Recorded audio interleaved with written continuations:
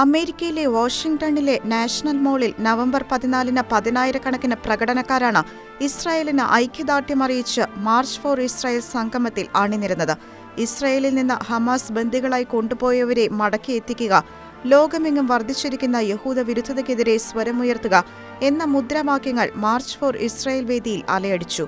Hamas ബന്ദികളാക്കിയവർക്ക് വേണ്ടിയും ലോകത്തെവിടെയായിരുന്നാലും സുരക്ഷിതമായി ജീവിക്കാനുള്ള ഓരോ ജൂതന്റെയും അവകാശത്തിനു വേണ്ടിയും ഇസ്രായേലിനെ പിന്തുണച്ച് മാർച്ച് ചെയ്യുന്നവരെ പ്രശംസിച്ചുകൊണ്ട് ജെറുസലേമിലെ വിലാപമതിലിന്റെ മണ്ണിൽ നിന്ന് Israel president Isaac Herzog video സന്ദേശം നൽകി.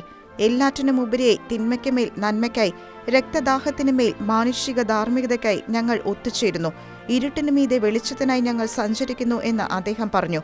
80 വർഷങ്ങൾക്ക് മുൻപ് യഹൂദന്മാർ ഓഷ്വിറ്റ്സിൽ നിന്ന് പുറത്തുവന്ന് ഇനിയൊരിക്കലും ഇങ്ങനൊന്നുണ്ടാകരുതെന്ന് ശപഥം ചെയ്തു.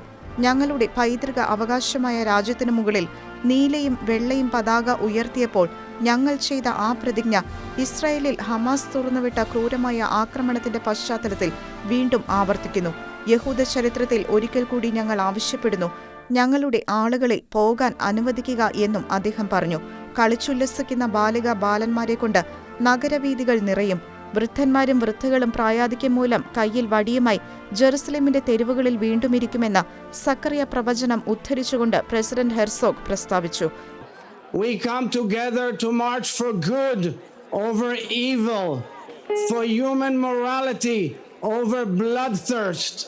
We march for light over darkness. 80 years ago, Jews came out of Auschwitz and vowed never again. As the blue and white flag was hoisted over our ancient homeland, we vowed never again. 40 days ago, a terrorist army invaded the sovereign state of Israel and butchered hundreds upon hundreds of Israelis in the largest massacre since the Holocaust. Let us cry out together, never again, never again. Dear brothers and sisters, dear friends, as President of the State of Israel, Medinat Israel, I vow to you from Jerusalem, from the Kotel, that we will heal, we will rise again. Prophet Zechariah, boys and girls shall once again play in the streets of Be'eri and Sderot, and the elderly shall sit peacefully by the walkways of Nachal Oz and Ofakim. And when the sounds of life and laughter return to the villages, the kibbutzim and the cities, our constant yearning for peace will return as well. കൂടാതെ ലോകമെമ്പാടും അനുഭവിച്ചുകൊണ്ടിരിക്കുന്ന യഹൂദ വിരുദ്ധതയുടെ വർദ്ധിച്ചുവരുന്ന വേലിയേറ്റം എല്ലാ പരിഷ്കൃതരായ ആളുകൾക്കും രാജ്യങ്ങൾക്കും നാണക്കേടാണെന്നും Isaac Herzog അഭിപ്രായപ്പെട്ടു.